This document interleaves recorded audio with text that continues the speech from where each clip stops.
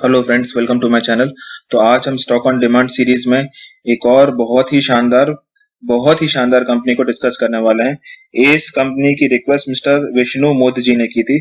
उन्होंने comment section में mention किया था कि वो ग्रैन्यूल्स इंडिया लिमिटेड पर एक रिव्यू वीडियो चाहते हैं। तो विष्णु जी, आपको बहुत सारे कॉन्ग्रेचुलेशन, बधाई है कि आपने बहुत अच्छी कंपनी को हमको रिव्यू करने के लिए बोला है। ये बहुत ही बढ़िया कंपनी है, वर्टिकली इंटीग्रेटेड कंपनी है, वर्ल्ड क्लास कंपनी है।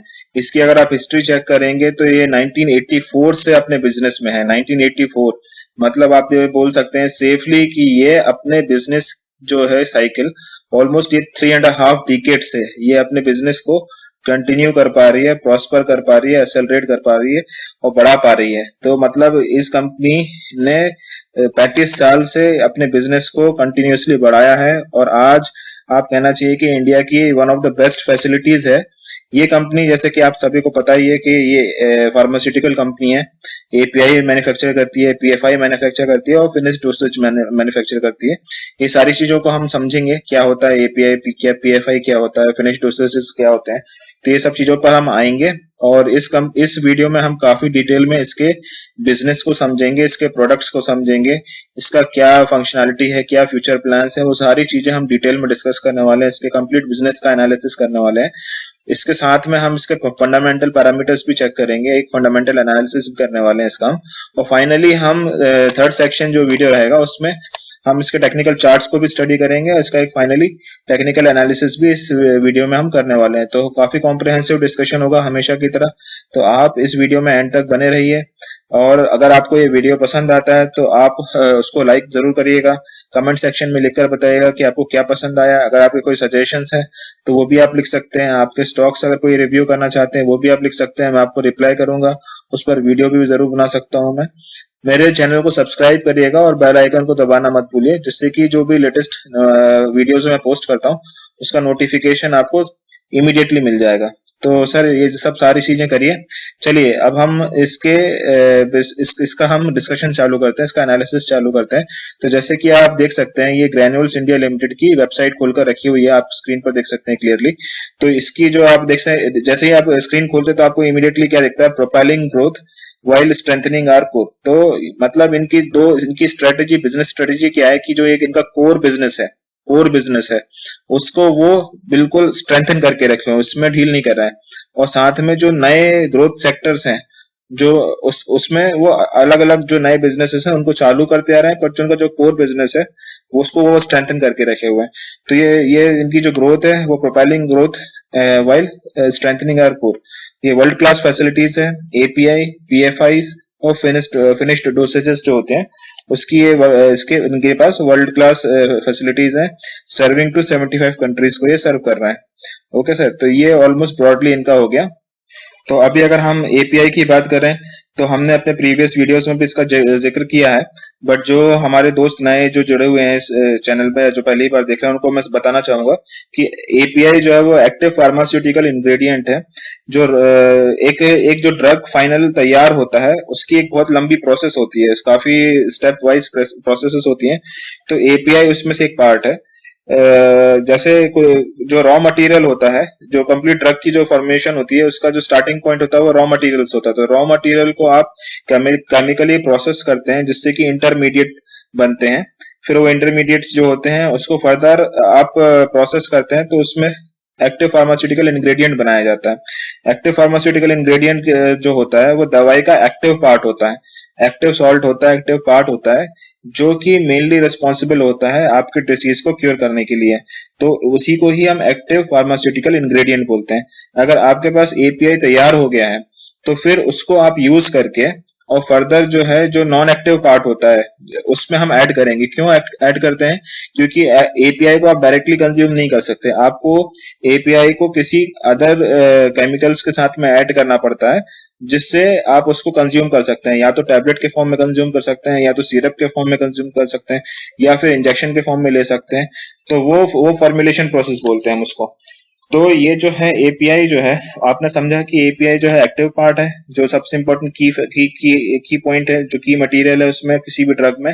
और फर्दर जो एपीआई के साथ में जो नॉन एक्टिव पार्ट होता है, जो हम एडिशनल उसमें केमिकल्स मिलाते हैं जिससे उसको स्टेबलाइज कर सकें, और उसका जो इफेक्ट है उसमें कुछ भी हैम्पर नहीं होना चाहिए। जो एपीआई का जो प्रॉपर्टीज है, जो क्योर करने की कैपेबिलिटी है, उसमें अगर हम नॉन एक्टिव पार्ट को मिलाते हैं तो वो उसको मतलब डिफेक्ट नहीं करना चाहिए। तो वो जो फाइनली प्रोसेस होती है उसको फॉर्मुलेशन प्रोसेस बोलते हैं, और फाइनली आपको एक ड्रग बन पाता है। तो ये प्रोसेस है। तो इसमें से ये जो कंपनी है वो एपीआई बनाती है, तो ये की पार्ट बनाती है। साथ में पीएफआई, तो ये क्या है, फार्मास्यूटिकल फॉर्मुलेशन इंटरमीडिएट्स।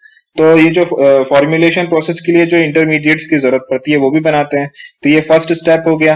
मतलब आप समझ लीजिए कि रॉ मटेरियल के बाद इंटरमीडिएट्स, उसके बाद एपीआई, एपीआई के बाद आपको पीएफआई की जरूरत पड़ती है जिससे कि आप फॉर्मुलेशन प्रोसेस को कंप्लीट कर पाए। और ये फिनिश डोसेज जो होते हैं वो फिनिश ड्रग है आपका, कि आप फाइनली जो ड्रग है उसको किस तरीके से आप किस में कन्वर्ट करते हैं, या तो कैप्सूल्स के फॉर्म में करते हैं, या तो आप ओरल टैबलेट्स बॉटल्स के फॉर्म में करते हैं, लिक्विड के फॉर्म में, या फिर आप इंजेक्शंस के फॉर्म में कन्वर्ट करते हैं। तो जो भी है वो फिनिश डोसेजेस में आते हैं। तो ये कंप्लीट जो है, कंप्लीट सप्लाई, ये पूरा वैल्यू चेन में है। ये देखिए आप, एपीआई से लेके पीएफआई से लेके फिनिश डोसेज तक, तो ये इनका काम है। अब हम आ जाते हैं इनके हिस्ट्री पर। तो इनके कहाँ से स्टार्ट हुए, ये काफी इंटरेस्टिंग है। आप अगर देखेंगे, मैं जल्दी से इसको सम अप करने की कोशिश करूंगा। ये देखिए माइलस्टोन, ये कहाँ से इनका जर्नी स्टार्ट हुई। तो ये 1984 में ट्राइटन लैबोरेटरी करके थे वो वाज फॉर्म टू प्रोड्यूस पैरासिटामोल्स। तो स्टार्टिंग 1984 की बात है, ये मतलब 35 इयर्स पहले। तो पैरासिटामोल का जो एपीआई था ये प्रोड्यूस करते थे 1984 में हैदराबाद में। एक रेगुलेटरी अप्रूवल था इनके पास, एक ही नंबर ऑफ प्रोडक्ट था, 50 एम्प्लॉइज थे। 87 में देखिए यहाँ पे, ये काफी इंटरेस्टिंग है, यूएस में भी ये सेंड करने लगे, हैदराबाद में भी। तो देखिए ये नंबर ऑफ प्रोडक्ट्स जो है एक ही थे, नंबर ऑफ एम्प्लॉइज 71 करोड़ का रेवेन्यू आ गया।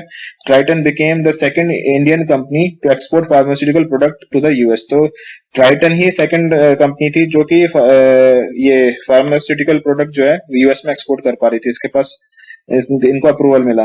फिर 1919 में जो ट्राइटन था, opened its second manufacturing facility at Jeedimetla to produce multiple API. तो यहाँ पर हैदराबाद में ही एक जगह है जैदी मेतला, वहां पर इन्होंने सेकंड फैसिलिटी अपनी स्टार्ट करी।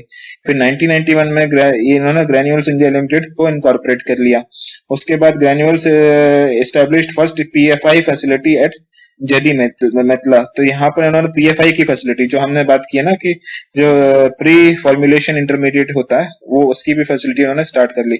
उसके बाद 1995 में Granules became the listed company, Bombay stock exchange, sorry Hyderabad stock exchange में ये लिस्ट हुए थे। उसके बाद 2003 में Granules opened a new large volume PFI facility in Gagalapur. तो ये सारे हैदराबाद के पास में ही है। तो गागलापुर में इन्होंने नई फैसिलिटी पीएफआई की लार्ज स्केल में ओपन करी। उसके बाद देखिए granule setup Holi own subsidiary USA. तो यूएसए की एक सब्सिडरी उन्होंने ओपन की फॉर मार्केटिंग, अपने प्रोडक्ट्स को मार्केट करने के लिए। फिर यहाँ पर 2005 में पैरासिटामोल प्लांट बिल्ड किया उन्होंने हैदराबाद में। फिर यहाँ पे तो ये देखिए लंबी है, और ये कंटिन्यूअसली अपने आप को इवॉल्व करते जा रहे हैं, अपने प्लांट्स को ओपन करते जा रहे हैं, नए अप्रूवल्स लेते जा रहे हैं। देखिए नंबर ऑफ प्रोडक्ट्स इनके बढ़ते जा रहे हैं, एम्प्लॉइज बढ़ते जा रहे हैं, रेवेन्यू बढ़ता जा रहा है। जैसे जैसे समय बढ़ता जा रहा है, आप यहाँ पे भी ध्यान दीजिएगा, ये अप्रूवल्स बढ़ते जा रहे हैं, सब चीजें बढ़ रही हैं यहाँ पे। तो 2006 में Granules formed a joint venture with Hubei Biocause to make and sell ibuprofen. Ibuprofen जो होता है वो जनरली पैरासिटामोल के बराबर ही होता है, जो कि फीवर पेन रिलीफ के लिए काम आता है, उसमें हम यूज करते हैं इसको। फिर इन 2008 में granules enter into finished dosage segment. तो ये बहुत, इसमें क्या वैल्यू एडिशन होता है, ये फाइनल प्रोडक्ट होता है। अगर आप ये बनाते तो इसमें आपको जो मार्केट में वैल्यू होती है, एपीआई की इतनी वैल्यू नहीं होती जितनी फिनिश डोसेजेस की होती है। तो ये इसमें भी 2008 में एंटर कर गए। 2010 में बड़ा डेवलपमेंट हुआ, ग्रैन्यूल्स इंडिया को यूएस एफडीए से पहला अप्रूवल मिला, जो कि उन्होंने एप्रीवेटेड न्यू ड्रग एप्लीकेशन जिसको बोलते हैं एएनडीए, उस वो फाइल किया था, उसका अप्रूवल इनको मिला था 2010 में। उसके बाद 2011 में ओमनी कैम करके उन्होंने ज्वाइंट वेंचर किया, जो कि क्रैम्स का बिजनेस जो होता है, जिसमें कि जो बड़ी बिग फार्मा कंपनीज होती हैं वो मॉलिक्यूल को रिसर्च करके डेवलप करना और फाइनली उसको प्रोड्यूस करना, मतलब जो पूरी लाइफ साइकिल होती है प्रोडक्ट की, ड्रग की, स्टार्टिंग से लेके एंड तक की, बनाने से लेके बेचने तक की, वो सारी चीजें करके देते हैं। तो वो आउटसोर्स कर देते हैं अपनी अपनी प्रोसेसेस को, वो आउटसोर्स कर देते हैं बाहर की कंपनीज को। और ये जो बिग फार्मा कंपनीज होती हैं, ग्रैन्यूल्स इंडिया लिमिटेड जैसे कंपनीज को वो आउटसोर्स कर देती हैं, जो कि उनके बिहाफ पर ये ड्रग्स को बनाती हैं और मार्केट में सेल करती हैं। तो ये उसको उस सारे बिजनेस को क्रैम्स बिजनेस बोला जाता है। उसके बाद 2013 में आप देखिए, Granule established a 10,000 square feet R&D facility in Pragati Nagar, Hyderabad. उसके बाद ये ग्रैन्यूल्स ने ऑक्टस फार्मा को भी एक्वायर किया 2014 में, और साथ में इन्होंने ये फॉर्मुलेशन की एक R&D फैसिलिटी भी स्टार्ट की।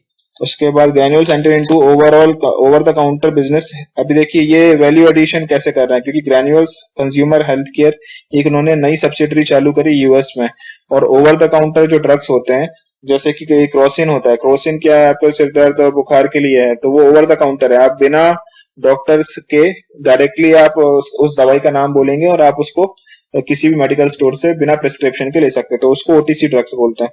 तो वो भी अभी स्टार्ट कर रहे हैं। तो ये इनकी हुई है 2016 तक की इनकी लाइफ साइकिल, तो ये काफी इंटरेस्टिंग है।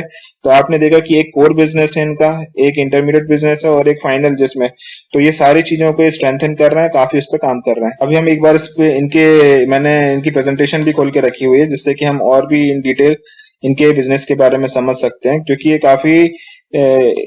काफी इंटरेस्टिंग बिजनेस है और थोड़ा कॉम्प्लिकेटेड भी है। तो आपको ध्यान से समझना पड़ेगा कि इनका बिजनेस मॉडल क्या है, क्योंकि तभी आपका कन्विक्शन आएगा। एक स्टॉक को अगर आप खरीदेंगे तो उसको होल्ड करने का कन्विक्शन तब आता है जब आप उसके बिजनेस मॉडल को क्लियरली समझ पाते हैं। तो जैसे कि आप देख सकते हैं यहाँ पे पहले पेज पे बिल्डिंग ब्लॉक्स क्या है, इसका जो मेन क्या है, मतलब इसकी स्ट्रेंथ क्या है इस कंपनी की। तो लार्ज स्केल ऑपरेशन है, क्योंकि इनके पास बहुत सारी फैसिलिटीज हैं, तो लार्ज स्केल में चीजें प्रोड्यूस करते हैं। ऑपरेशनल एफिशिएंसीज आ ही जाएगी, अगर आपका स्केल बड़ा होगा तो ऑपरेशनल एफिशिएंसीज आ जाएगी। लॉन्ग टर्म कस्टमर रिलेशनशिप है ही, क्योंकि ये 35 साल से बिजनेस में है, और वर्ल्ड क्लास मैन्युफैक्चरिंग करते हैं और टाइमली अपने कस्टमर्स को प्रोडक्ट जो है वो सर्व कर पाते हैं। और रेगुलेटरी कंप्लायंस फैसिलिटी है, तो सारे जो, जैसे आप देखिए यहाँ पे कि यूएस एफडीए से, यूरोप से, ऑस्ट्रेलिया से, कोरिया से, कनाडा से, गल्फ कंट्रीज से, तो ये सारी जगह से इनके पास अप्रूवल है। तो ये एक जगह पे सेल नहीं करते हैं, ये बहुत सारी कंट्रीज में सेल करते हैं। फिर कैपेसिटीज देखिए तो बहुत बड़ी बड़ी फैसिलिटीज हैं। 39,360 टन पर एनम की एपीआई की फैसिलिटी है, 24,000 की पीएफआई की फैसिलिटी है, और फिनिश डोसेजेस जो है उसकी 23.5 बिलियन डोसेजेस है इनके पर ईयर के हिसाब से। फिर कौन कौन से बिजनेस डिवीजन है, तो जैसे हमने बात किया कि कोर बिजनेस है, एक जेनेरिक बिजनेस है, और एक मल्टी एपीआई या ऑन्कोलॉजी की इनकी बिजनेस है।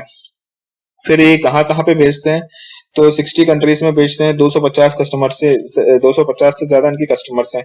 रेवेन्यू मिक्स क्या है, तो 84% जो रेवेन्यू आता है वो एक्सपोर्ट से आता है, उसमें से 73%, मतलब जो सिर्फ इंडिया से इनको 16% आता है, बाकी सारा एक्सपोर्ट से आता है।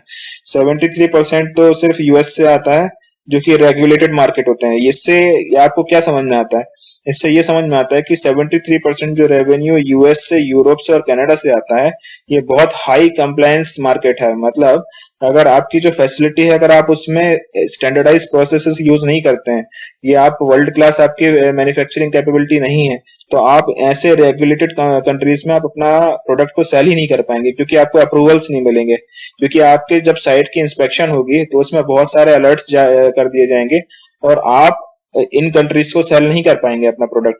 तो ये 73% का रेवेन्यू जो लेकर आ रहे हैं यूएस, यूरोप और कनाडा से, ये हाईली रेगुलेटेड मार्केट्स हैं। वहां पर अगर आप इतना अच्छा प्रदर्शन कर पा रहे हैं, मतलब आपके पास मैन्युफैक्चरिंग कैपेसिटी जो है वो बहुत अच्छी है, वर्ल्ड क्लास फैसिलिटी है, ये आपको समझना चाहिए। तो फिर बिजनेस वर्टिकल्स कौन से हैं, तो एपीआई, पीएफआई और एफडी, ये हमने बात कर ही लिया। उसके बाद देखिए पीपल स्ट्रेंथ बता रहे हैं यहाँ पर, और कुछ जो इनटेंजिबल एसेट्स जो होते हैं, जो कि बिल्डिंग से या फिजिकल एसेट्स नहीं होती, वो 45 नए ड्रग्स का अप्रूवल के लिए फाइल कर चुके हैं। मैन्युफैक्चरिंग बेस जो है वो 7 ऑपरेशनल मैन्युफैक्चरिंग फैसिलिटीज हैं इंडिया में और एक यूएस में है। One of the world largest paracetamol API facility इनके पास है। जो पैरासिटामोल इनका कोर है, ये one of the largest world largest facility है इनके पास पैरासिटामोल बनाने की। वर्ल्ड लार्जेस्ट पीएफआई फैसिलिटी भी है, one of the largest single site FD facility भी है। तो देखिए व्हाट मेक्स ग्रैन्यूल्स यूनिक, तो ये बहुत सारी चीजें हैं, आप चाहें तो पढ़ सकते हैं। उसके बाद फिर देखिए जो हमने इवोल्यूशन हमने ऑलरेडी डिस्कस कर लिया, सारी चीजें डिस्कस कर चुके हैं पहले ही, आपको मैंने बता दिया वेबसाइट से। फिर देखिए यहाँ पे vertically integrated fast growing pharmaceutical company. तो वर्टिकली इंटीग्रेटेड क्या होता है कि अगर आप कोई प्रोडक्ट को आप कोई प्रोडक्ट सेल करते हैं तो आपका स्टार्टिंग से लेके एंड पॉइंट तक का सारा काम आप ही कर सकते हैं। आपकी कंपनी कैपेबल होती है कि 0 से 100 तक आप सारी चीजों को आप खुद अपने इन हाउस कर पा रहे हैं और उसको सक्सेसफुली कर पा रहे हैं, वो वर्टिकल इंटीग्रेशन होता है। तो आप देखिए एपीआई से पीएफआई, पीएफआई से एफडी और एफडी से मार्केटिंग डिस्ट्रीब्यूशन। तो जैसा हमने बात की कि एक्टिव फार्मास्यूटिकल इंग्रेडिएंट बनता है, उससे फिर जो प्री फॉर्मुलेशन इंटरमीडिएट्स होते हैं वो बनते हैं, वो उसका यूज करके फिनिश्ड ड्रग जो होता है वो बनता है, फिनिश डोसेजेस बनते हैं। उसके बाद फिर जब आपकी दवाई बन गई है तो उसको आपको मार्केटिंग करना है, तो वो तो ये सारी चीजों में प्रेजेंट है। तो in house active pharmaceutical ingredient बनाते हैं तो टाइमली बना पाते हैं, हाई स्केल पे बना पाते हैं, उसको वो यूज करते हैं। यहाँ पे world largest formulation ingredient pre ingredient इनके पास फैसिलिटी है वर्ल्ड की लार्जेस्ट। तो ये जो एपीआई बनाया उन्होंने वो पीएफआई में यूज हो गया, यूज करके इन्होंने multi finished dosage forms comprising tablets, caplets and press fit capsules in bulk blister packs and bottles. तो देखिए इन सब फॉर्म्स में ये फाइनली दवाई बना देते हैं। उसके बाद इनके पास बहुत सारी सब्सिडरी कंपनी है जिससे बिजनेस टू बिजनेस को भी सेल करते हैं, बड़ी बिग फार्मा कंपनीज को भी ये सेल करते हैं और बिजनेस टू कंज्यूमर को भी। मतलब जैसे कि ओवर द काउंटर हमने जो बात की ना, ये प्रिस्क्रिप्शन ड्रग्स होते हैं, तो ओवर द काउंटर हमने जैसे बात किया कि डायरेक्टली इन्होंने अपने ब्रांड्स बना के रखे हुए हैं बहुत सारे दवाइयों के, जिससे कि अमेरिका में ये डायरेक्टली अपने ब्रांड्स को सीधा मार्केट से सेल कर सकते हैं कस्टमर्स को। तो ये भी बहुत बड़ी स्ट्रेंथ है इनकी। देखिए इनकी ग्लोबल फुटप्रिंट है, कहाँ कहाँ पे, तो 60 कंट्रीज से ज्यादा पे ये बिजनेस करते हैं। इनके यूएस में ज्यादा जो इनका मेन फोकस है वो यूएस में, यूरोप में, कुछ ऑस्ट्रेलिया में, कुछ कोरिया में है, ये इनके मेन मार्केट एरिया। और इंडिया तो ऑफ कोर्स है ही, बट ये देखिए एक इनने काफी सारी सब्सिडरी कंपनीज भी बना के रखी हुई है। ग्रैन्यूल्स यूएसए इंक बना के रखी हुई है, फार्मास्यूटिकल इंक बना के रखे हुए, ग्रैन्यूल्स यूरोप लिमिटेड बनाई हुई है। तो ये मार्केटिंग करने के लिए मेनली है और एक मैन्युफैक्चरिंग करने के लिए भी यूएसए में है, तो आप पढ़ सकते हैं इनको। उसके बाद देखिए तो ये उन्होंने कंपनी के बारे में बता दिया। अब लीवर्स ऑफ ग्रोथ, कहाँ से ग्रोथ आएगी वो बताना चाह रहे हैं। तो लीवर्स ऑफ ग्रोथ क्या है, तो पहली चीज क्या है, multiple growth drivers provide visibility for long term growth. तो ये क्या है, मेन पहला तो है इनका कोर बिजनेस। कोर बिजनेस की अगर हम बात करें तो कोर बिजनेस में क्या, focus on volume based product. तो इसमें क्या है, वॉल्यूम पे फोकस होता है, मतलब आपका जो वैल्यू है, एक दवाई की जो वैल्यू होगी वो इतनी ज्यादा नहीं है, बट आप बल्क में प्रोड्यूस करते हैं, लो कॉस्ट में प्रोड्यूस करते हैं, एफिशिएंटली प्रोड्यूस करते हैं, तो उससे क्या आप अच्छी प्रॉफिटेबिलिटी आप बना पाते हैं। और साथ में ये क्या है कि ये स्टिकी प्रोडक्ट है, मतलब हर बार आप इसकी डिमांड आती है। और ये जनरल प्रोडक्ट्स होते हैं, जैसे कि पैरासिटामोल। पैरासिटामोल आपको जरा सा भी बुखार हुआ, सिर दर्द हुआ, बॉडी पेन हुआ, तो आप जनरली पैरासिटामोल को कंज्यूम कर लेते हैं। तो ये इन पैरासिटामोल की कीमत ज्यादा नहीं होती है, बट इसकी डिमांड बहुत होती है। तो इस तरीके के इनके पास ये कोर बिजनेस है, जिससे कि इनके पास कंटिन्यूअसली कैश फ्लो बना रहता है इनका। ऐसा नहीं कि कभी कोई रेयर दवाई या रेयर डिसीज के लिए काम कर रहे हैं, ये नॉर्मल प्रॉब्लम्स आती हैं उसकी दवाई बनाते हैं, उसके एपीआई बनाते हैं, जिसकी डिमांड हमेशा बनी रहती है 12 महीने। तो पैरासिटामोल बनाते हैं, ये मेटफॉर्मिन बनाते हैं। मेटफॉर्मिन क्या होता है कि आपका अगर ब्लड शुगर लेवल काफी ज्यादा है तो उसको कंट्रोल करने के लिए होता है। आइबुप्रोफिन जो है वो पैरासिटामोल का एक तरह से है, वो भी आपको फीवर या पेन रिलीफ के लिए होता है। फिर ये क्या है, गुआफेंसिन। ये गुआफेंसिन जो है वो अगर आपको चेस्ट या थ्रोट में अगर कुछ कंजक्शन है तो उसके लिए उसको रिलीफ देने के लिए होता है, कि अगर आपको सर्दी होती है तो उसमें काफी आपसे सांस लेते नहीं बनती है, आपको चेस्ट में आपको ऐसा लगता है कि, तो वो उस सब की रिलीफ के लिए। फिर मैथोकार्बेमोल जो है उसका अभी मुझे इतना क्लियर नहीं है। लोसार्टन जो है वो हाई ब्लड प्रेशर को कंट्रोल करने के लिए, और जो आपकी शुगर से किडनी को फेल होने का जो चांस रहता है उसको भी प्रोटेक्ट करने का काम करती है। फिर सरे सिट्रिजिन सिट्रिजिन जो होता है वो आपको अगर फ्लू लाइक सिम्टम्स जो होते हैं ना, जैसे जहाँ पे रनिंग नोज होती है, नाक से पानी बहना, आंख से पानी बहना, तो उस सबको उससे रिलीफ देने के लिए भी ये यूज होता है। इसका भी फेक्सोफेडिन का भी वही यूज है। तो ये आपने देखा, तो ये जनरल जो तकलीफ होती है उन सबके ये सॉल्यूशंस देते हैं, उन सबके एपीआईज बनाते हैं। फिर ये यूएस जेनेरिक, तो ये तो इनका मेन कोर बिजनेस हो गया। फिर यूएस जेनेरिक, तो यूएस जेनेरिक में क्या है, fully integrated infrastructure including R and D and manufacturing which enable make in India, make in America, sorry. तो इन्होंने एक जो उनकी मैन्युफैक्चरिंग फैसिलिटी है वो यूएस में है, और एक आर&डी फैसिलिटी भी है। तो वो मेक इन अमेरिका जो उनका गवर्नमेंट का चल रहा है, तो वो वहीं पे बनाते हैं, वहीं पे बेचते हैं। तो ये एक बड़ा ग्रोथ ड्राइवर है इस कंपनी का। फिर लास्ट सेकंड थर्ड मॉडल जो है इनका, वो मल्टी एपीआई डिवीजन। तो इन्होंने एक मल्टी एपीआई डिवीजन खोला है, auxiliary growth engine, multi product and multi stage API to FD manufacturing site, fully integrated facility to offer API and finished dosage in onco therapeutic और and top growth segment. तो ये हमारा ये oncology में भी ये शायद ये जा रहे हैं, और इनके पास जो कहना चाहिए मल्टी एपीआई डिवीजन फैसिलिटी भी है। फिर आर&डी रिसर्च एंड डेवलपमेंट जो है, तो रिसर्च एंड डेवलपमेंट फैसिलिटीज हैं जिसके कारण वो नए प्रोडक्ट्स को डिस्कवर कर पा रहे हैं। और एएनडीए जो होता है, एब्रीवेटेड न्यू ड्रग एप्लीकेशन। तो जब भी अगर यूएस में कोई कोई नई ड्रग को अगर आपको सप्लाई करना है, या आप चाहते हैं कि आप कोई नई ड्रग को सेल करें यूएस में, तो आपको पहले एक एब्रीवेटेड न्यू ड्रग एप्लीकेशन को देना पड़ता है अप्रूवल के लिए।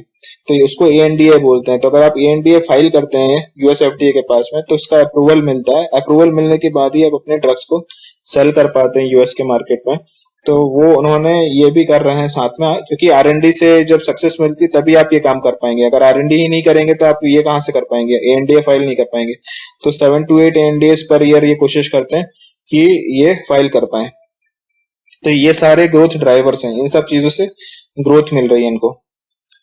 फिर कोर एपीआई बिजनेस के बारे में काफी डिटेल में बता रहे हैं, अगर आपके पास समय होगा तो आप जरूर पढ़ लीजिए, इसमें काफी चीजें हैं। यहाँ पे ये बता रहे हैं यूएस जेनेरिक, तो इन्होंने ग्रैन्यूल्स फार्मास्यूटिकल इंक करके एक और सब्सिडरी बनाई है यूएस में।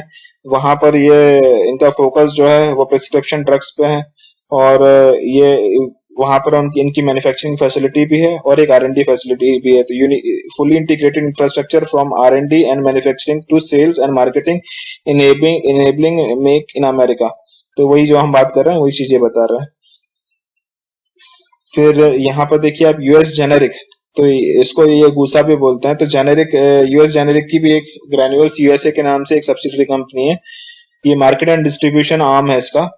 ये मार्केटिंग का काम करती है, डिस्ट्रीब्यूशन का काम करती है बेसिकली। तो एपीआईज, पीएफआई एंड एफडीज जो है इंडिया से बनकर आती हैं या यूएस में जो बन रही हैं, उसको यूएस में कैसे मार्केट करना है, कैसे जगह तक पहुंचाना है, उसका काम करती है। बिजनेस टू बिजनेस भी देखती है ये, और बिजनेस टू कस्टमर्स भी देखती है। तो ये जो ग्रैन्युअल्स कंज्यूमर हेल्थ, जैसे कि हमने बात की, ओवर द काउंटर प्रोडक्ट्स जो बना है वो, उसके लिए इन्होंने एक और सब्सिडरी बनाई है, ग्रैन्युअल्स कंज्यूमर हेल्थ, जो कि ओटीसी प्रोडक्ट्स को सेल करती है। उसके बाद देखिए multi API oncology. Multi API oncology की जो फैसिलिटी है, to multi product and multi stage API to oncology. आपको पता ही होगा कैंसर रिलेटेड जो प्रॉब्लम होती है वो ऑन्कोलॉजी में आती है, उसको ऑन्कोलॉजी के अंदर लेते हैं। तो to multi product and multi stage API to FD manufacturing facility in Vizag. तो वाइजैक में जो है इन्होंने एक नई फैसिलिटी चालू की है। Facility 1 directly relates to the core business with 15 APIs fully, और फैसिलिटी 2 जो है with special focus on onco. तो आप देखिए बहुत इंपॉर्टेंट चीज है इसमें कि जो इनके पास एपीआई के 15 प्रोडक्ट्स हैं, तो जो इन्होंने नई फैसिलिटी खोल के रखी हुई है वाइजैक में, नॉर्मली इनकी सारी मैन्युफैक्चरिंग यूनिट्स जो है वो हैदराबाद में है, बट इन्होंने 2 फैसिलिटीज जो है वो वाइजैक में भी खोली है। उसमें से एक फैसिलिटी जो है वो एपीआई ही बनाएगी, 15 एपीआई जो इनके, और दूसरी जो फैसिलिटी है वो ऑन्कोलॉजी के लिए इन्होंने डेडिकेट करके रखी हुई है।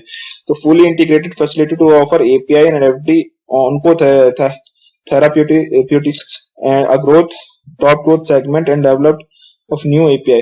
तो ये न्यू एपीआईज भी यहाँ पे डेवलप करेंगे, जो और ऑन्कोलॉजी में जो एपीआईज और फिनिश डोसेजेस बनाने हैं उस पर भी, उसके लिए भी ये फैसिलिटीज का यूज होगा, फैसिलिटी 2 का यूज होगा। तो बेसिकली ऑन्कोलॉजी जो है वो हाई मार्जिन बिजनेस होता है, इसीलिए इनका जो फोकस है न्यू ग्रोथ जो है वो ऑन्कोलॉजी सेगमेंट से भी ये लाना चाह रहे हैं। फिर आप देखिए जो evolving business strategy and R&D, तो एक जैसे हमने बात किया कि एक बेस बिजनेस है जो उनका कोर बिजनेस है, फिर एक इमर्जिंग बिजनेस है और एक GPI बिजनेस है। बेस बिजनेस में क्या होता है, हाई वॉल्यूम होते हैं बट लो वैल्यू प्रोडक्ट्स होते हैं। इमर्जिंग बिजनेसेस में जो है इनके पास वो मीडियम वॉल्यूम और मीडियम वैल्यू प्रोडक्ट्स हैं। और ये जो GPI बिजनेस है वो ज्यादा उसमें वॉल्यूम नहीं होता है, बट उनके जो वैल्यू है प्रोडक्ट की उसकी काफी ज्यादा होती है, तो low volume and high value product. तो इन सब चीजों पे ये काम कर रहे हैं। फिर यहाँ पे आप देख सकते हैं कि ये काफी रेगुलेटरली कंप्लाइंट हिस्ट्री है इनकी। इनकी जो फैसिलिटीज है जितनी भी वो सारी वर्ल्ड क्लास फैसिलिटीज हैं। API बनाने की फैसिलिटीज जो है हैदराबाद में मेनली, ये 2 वाइजैक में जो भी हम बात कर रहे थे वो भी है। फिर सारे जितने सारे अप्रूवल्स मिले हुए हैं आप देख सकते हैं अलग अलग कंट्रीज के जो रेगुलेटरी अथॉरिटीज हैं उन सब से। फिर PFI की जो है वो 2 फैसिलिटी हैं, फिर FD की, तो ये सारे हैं, आप पढ़ सकते हैं, इसमें कोई दिक्कत नहीं, काफी क्लियर है इसमें। फिर सर इसमें मैक्सिमम चीजें हमने काफी डिस्कस कर ली है इनकी। तो जो मेन जिनकी फैसिलिटीज हैं, इनके प्रोडक्ट्स हैं, तो आपने देख लिया कि ये वर्ल्ड क्लास मैन्युफैक्चरिंग कंपनी है, बहुत सारे प्रोडक्ट्स में है, वर्टिकली इंटीग्रेटेड कंपनी है। ये पूरा API से PFI से फिनिश डोसेज से लेके मार्केटिंग एंड डिस्ट्रीब्यूशन करते हैं। मेनली जो इनका रेवेन्यू आता है वो US से आता है। बहुत सारे रेगुलेटरी जो अप्रूवल्स इनके पास हैं अलग अलग कंट्रीज से हैं, ऑस्ट्रेलिया से है, कोरिया से है, कनाडा से है, यूरोपियन यूनियन से है, उसके बाद USA से है। तो ये सारे अप्रूवल्स हैं इनके पास। और वर्ल्ड की लार्जेस्ट जो कहना चाहिए कि इनके पास API फैसिलिटी है, पैरासिटामोल की वर्ल्ड लार्जेस्ट PFI फैसिलिटी है, 7 मैन्युफैक्चरिंग यूनिट हैं, 6 उसमें से इंडिया में और 1 USA में। तो ये इनका बिजनेस है सर, हमने काफी डिटेल में समझ लिया। इनके जो कोर बिजनेस है वो भी समझा, जो इमर्जिंग बिजनेस है वो भी समझा, और जो फ्यूचर ऑन्कोलॉजी बिजनेस है वो भी समझ लिया। तो ये ब्रॉडली इनका बिजनेस है। एक बार आपके पास समय होगा तो आप फिर से इसको देखिएगा स्टार्टिंग से, तो आपको फिर से काफी चीजें क्लियर हो जाएंगी, क्योंकि पहली बार में हो सकता है आप काफी चीजें मिस कर जाएं, बट दूसरी बार अगर आप सुनेंगे तो शायद आपको बहुत सारी चीजें एकदम से क्लियर हो जाएंगी। चलिए, अब हम बिजनेस तो हमने समझ लिया, अब हम जल्दी से इसके फंडामेंटल पैरामीटर्स को भी स्टडी कर लेते हैं। जैसे कि आप देख सकते हैं स्क्रीन पर मैंने इसकी फंडामेंटल पैरामीटर्स खोल के रखे हुए हैं। तो मार्केट कैपिटल जो है वो 8,717 करोड़ का है, जो कि ये स्मॉल कैप से मिड कैप कंपनी, तो आप इसको मिड कैप कंपनी बोल सकते हैं। तो ये मिड कैप कंपनी है। उसके बाद PE देखिए आप, तो बहुत रीजनेबल PE 18.4। तो इतनी अच्छी फैसिलिटी, इतनी अच्छी कंपनी है, वो काफी रीजनेबल रेट पे आपको मिल रही है। ROCs और ROEs देखिए तो 18% पे ऑलमोस्ट है, जो कि बहुत अच्छे ROCs ROEs कमांड कर रही है कंपनी। डिविडेंड यील्ड भी रीजनेबल है 0.28, और भी बढ़े तो अच्छा रहेगा। डेट टू इक्विटी भी देखिए 0.40। तो इतने सारे एक्सपेंशन कर रहे हैं, नए सेगमेंट्स में जा रहे हैं, उसके बाद भी इन्होंने अपनी बैलेंस शीट को मेंटेन करके रखा हुआ है। 0.4 का डेट टू इक्विटी रेशियो है। ऑपरेटिंग प्रॉफिट मार्जिन देखिए बहुत अच्छे मार्जिन बना के मेंटेन कर पा रहे हैं, 24.7%, जो कि काफी अट्रैक्टिव मार्जिन है, बहुत ही अच्छा मार्जिन है। फिर आप देखिए, हम इसके रिजल्ट्स पे आ जाते हैं। तो रिजल्ट्स पे आप देखिए यहाँ पर दिसंबर क्वार्टर में, जो लास्ट ईयर का जो दिसंबर क्वार्टर था उसमें 704 करोड़ की सेल्स थी, जो कि बढ़ के 845 करोड़ हो गई। वहीं पर जो नेट प्रॉफिट 64 करोड़ का था वो बढ़कर 147 करोड़। तो ये मतलब आप बोल दीजिए कि 2 गुना से भी ज्यादा इनका प्रॉफिट हो गया। बहुत ही शानदार, बहुत स्ट्रॉन्ग परफॉर्मेंस आया है इस क्वार्टर में इनका। सितंबर क्वार्टर में देखिए 700 करोड़ से बढ़कर 858 crore sales top line. Bottom line जो है वो 96 करोड़ से सीधे 164। तो पिछले 2 क्वार्टर से आप देखिए कितना स्ट्रॉन्ग मोमेंटम है।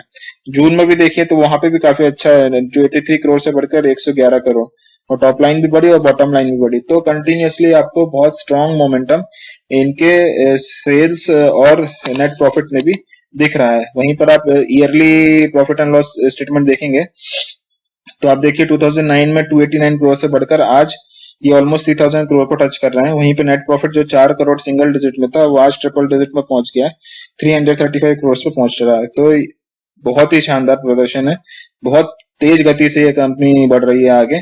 तो ये होता है आपका एक जो फास्ट रेट ऑफ ग्रोथ होती है ना, विथ और मेंटेनिंग द बैलेंस शीट, वो चीज है ये। तो ये मुझे काफी पसंद आया इस चीज में, इस कंपनी में। फिर आप देखिए शेयर कैपिटल तो ऑलमोस्ट मेंटेन है, शेयर कैपिटल कोई इशू नहीं है, रिजर्व्स बढ़िया है। बोरोइंग्स आप देखिए तो ये बोरोइंग्स इन्होंने मेंटेन करके रखा हुआ है, इतने सारे एक्सपेंशन प्रोजेक्ट्स कर रहे हैं वो, फिर भी अब ये डेट रिडक्शन का भी काम कर रहा है, मुझे दिख रहा है 978 करोड़ से 991, 991 से फिर 892 और 772, तो धीरे धीरे अपने डेट को भी रीपे करते जा रहे हैं। कैश फ्लोज देखिए तो कैश फ्लोज भी बहुत स्ट्रॉन्ग कैश फ्लोज हैं इस कंपनी के, कोई इश्यूज नहीं है। फिर यहाँ पे आरओसीज देखिए तो आरओसीज भी बढ़िया मेंटेन किए हुए हैं 15%, मुझे लगता है 20% पे भी आपको जाते हुए दिखेंगे आने वाले समय में। एक कंसर्न मुझे जरूर दिख रहा है इसमें कि ट्रिपल डिजिट में इनके डाटा डेज हैं, मैं एक्चुअली कम से कम 50 डेज पे आना चाहिए, ये 50 या मैक्सिमम 60, मैं तो 50 ही एक्सपेक्ट करूंगा कि ये काफी इतना इतना नहीं बढ़ना चाहिए। हालांकि 136 से इन्होंने धीरे धीरे घटा रहे हैं, बट फिर भी ये 50 डेज से ज्यादा नहीं होने चाहिए। ये इस पर कंपनी को ध्यान देना चाहिए और ये हमको भी इस फिगर पर ध्यान देना चाहिए। फिर प्रमोटर्स की होल्डिंग देखिए तो ऑलमोस्ट मेंटेन है।